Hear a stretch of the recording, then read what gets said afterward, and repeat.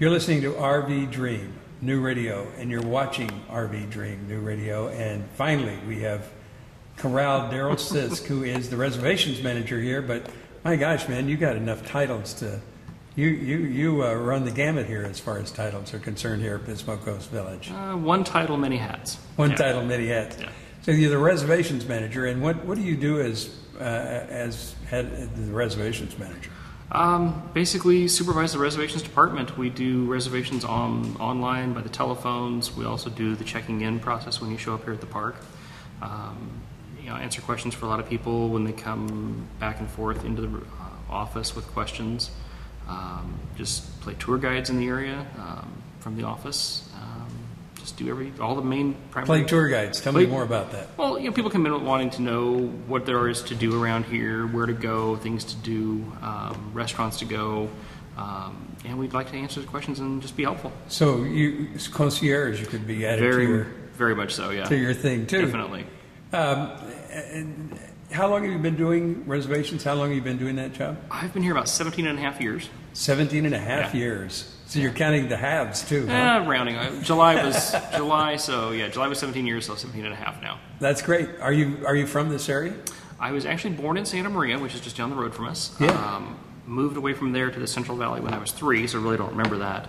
Grew up in the Central Valley and came back here when I turned 18. Central Valley being where? Over in Porterville, near Fresno and Bakersfield area. Oh, okay. See a lot of people from that area now that keep coming to stay here. Man, it's a lot different over there than it is right here. This was my first pick when it came time to go to college. I was lucky enough to get into Cal Poly right up the road when I was 18, came in as a freshman. Oh, wow. And I have been here luckily ever since. So did you graduate from Cal Poly? Came out of Cal Poly, yep. And what did you major in there? Mathematics. Mathematics. Boy, oh boy, oh boy. Most people try to avoid that, Darrell. I love it. Math, statistics, and minor in computer science. Oh, that's great. Yeah. And that is a wonderful school. Very nice. Yeah. I mean, overwhelming to me when I first got there because I came from a very small school, I thought at the time. And, it was about 10 times the size. But Cal Poly is considered one of the elite technical schools in the world, isn't it? It's great.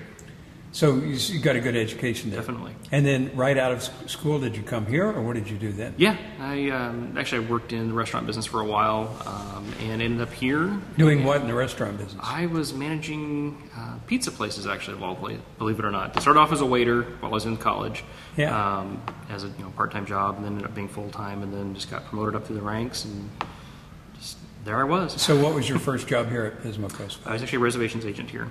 Oh, okay. Yeah. So you were working the desk? Yep, I was front lines.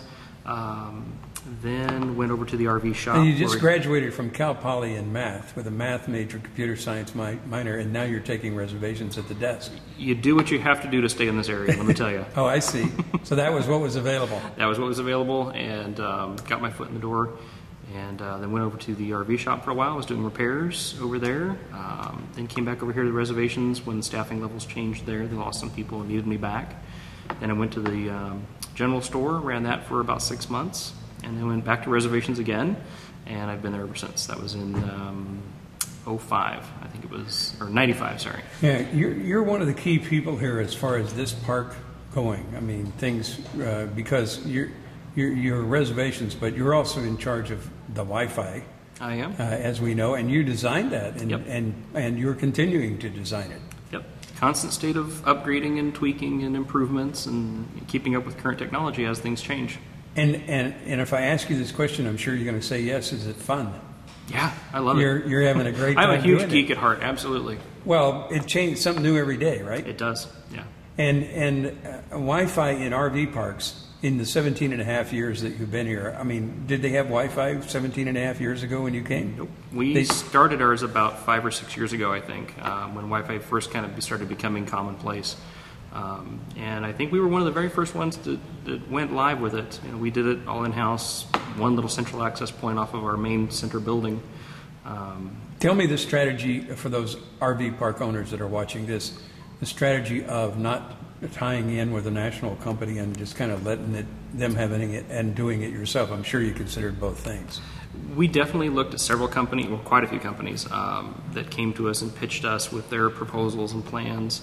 Half of them were out of business in 6 months, which is the biggest danger, that you can get into a contract with somebody that does things and then all of a sudden they're just gone. Oh, man. And then you're left with this hardware that you don't know what it is and what it's doing, and you're out of control. If you have somebody competent, technically able on staff that can do it, it's nice to have control in your own hands. If something goes wrong, you can get right out there and get on it and fix it, replace an access point. You can Plus, see you're not waiting for somebody to upgrade. Exactly. Yeah. So it seems to me if you have somebody who wants to do it or is doing it, that what you're doing is the best way to do it. Definitely. The only reason not to do it is if you don't have anybody. If you can't do it, you can't do it, right? But that technology is changing, so you're reading about it and researching all the time? I am. Continuously. It's a constant learning experience for me. New hardware comes out, new technologies, more bandwidth options are coming up all the time. And the challenges today are greater than they were 5 years ago. Oh, definitely. Everything is so rich media. The media is so heavy. It used to be just text web pages. Now it's all streaming video, audio. People are on there not just with one laptop anymore per rig. Now I'm having people check in that have 3 people in there. They've all got 3 laptops and they've got 3 smartphones. So right off the bat, I got 6 devices all of a sudden. Not to mention used to be 1. Not to mention the Wi-Fi game players and all that stuff too. Yeah, and you got the Wii's. You've got the Nintendo stuff going on. Xbox and all that stuff. We've also seen people now that are starting to do a lot of movie streaming. They're doing Netflix and Blockbuster downloads right here in the park and watching movies in their rigs at night. And they're not really downloading, they're streaming, right? Streaming, right. Right, but so what's the difference between that as far as bandwidth usage is concerned, streaming and downloading? The streaming is basically designed to be as efficient as it can. It's really not a huge burden on the system, but you can tell if there's a lot of them going at one time. So then you're at the point where do we need to bring up more bandwidth into the park, and then how do we beef up our infrastructure to distribute that better? Well, and more people. I mean, there's only a small percentage still that even know about Netflix and Hulu and all that stuff, right? But that 5 years from today, everybody's going to do it. Everybody will be there, yeah. And things we haven't even thought of yet are going to be things we're going to have to deal with. So how are we going to do that? How are we going to deal with that? Just keep up with technology, keep educating ourselves, and know that everything is in a constant state of change, and that's just part of progress. Yeah, well, it's exciting, actually. It is, very much. I talked to an RV park owner not too long ago who said, cable TV can go down, nobody ever comes to the office and complains. Wi-Fi goes down, there's a line. I would agree with that. I would agree with that. Yeah, always the Wi-Fi, always the Wi-Fi. It is. Now, there is a tie there between reservations and the Wi-Fi. The reservation systems have gotten better as you have gone on, too, have they not? Yeah, we are on I'm on my second computerized reservation system since I came in. They had one in place already that we retired right around Y2K when that all happened. And we looked for quite a few years for a new system, and we've been with that since 1997, actually. And been very, very happy with it. So what is the system? It's called ROS 2000. Also now it's called RV Trip Setter if you use the online version. It's from Digital Res Software up in Canada, and it's used. Last I heard was around 3,000-ish installations around the world. So it's a pretty mainstream program. It's one of the big boys out there on the block.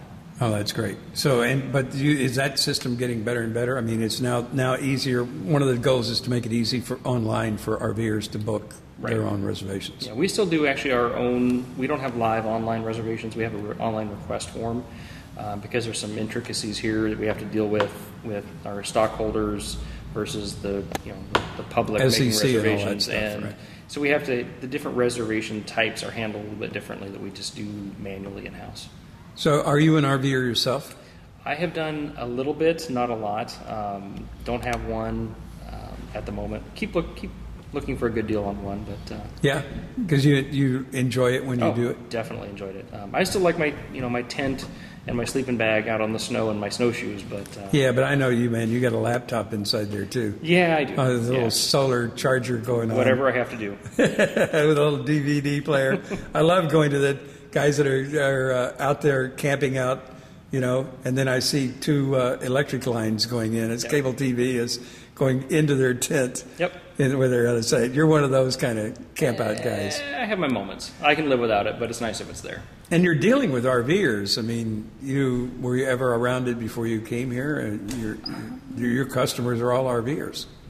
Yeah, I had an aunt and uncle who did have one growing up, and another aunt and uncle who had a motorhome, but never really went and camped with them. I knew what the RVs were, but I never really was exposed in depth until I came here. So tell me about your take on RVers as people. I mean, you see them as a broad group, or definitely a lot of diversity. You've got all age ranges and backgrounds. General rule seems to be that they're just generally happy to be here and out and having a relaxed lifestyle. You get, as with any group of people, you're going to get a few that don't fit that, but most of the time it's just a really good bunch of people. Would you agree with the statement they tend to be more technically oriented than the average person? Some do, some don't. Really? Some are lucky to find the power switch on the laptop. I get you. So that just depends. And I've talked to a guy yesterday who was 90 who was talking about watching the hockey games on his laptop. You probably know this gentleman. No, I may have. I didn't know that story, but he's one of the stockholders. In fact, I think was here, and I was kind of surprised. He was 90 years old, and he uses the net all the time and does all that. So it's not necessarily age, is it? No, it's just exposure. What you've had your opportunity to get your hands on and play with and learn, and if you had somebody that's been able to teach you, and if you got in it early when it was first starting and have learned over the years rather than just jumping in now in current technology. Right. So it's a mindset, not necessarily an age. No, definitely. Tell me about the future of Pismo Coast Village, the technology. I mean, what do you expect to see in the future, and what do you want to see in the future? I would love to have every square inch of the property with the Wi-Fi system where you could feel it almost through your skin. It'd be nice to start doing some high def TV. I think TV's gonna be around for a while, the cable system. So we'll try. You don't to think it's going to maybe switch over to the net only, huh? I don't think so. Not in recent, or not in not very soon anyway. Right. Yeah. So, but it is definitely going to be different. Oh yeah, it'll be a supplement. I think. I don't think the cable's going to go away. It's going to be the cable plus internet, and they're going to be they're going to be connected together definitely. Right. Darrell, it's really nice to meet you and to spend our time here at Pismo Coast Village. We're really loving it, and we appreciate the good service and the friendliness of people like yourself. Thank you. Happy to have you. Thanks for being with us on RV Dream New Radio. You're welcome.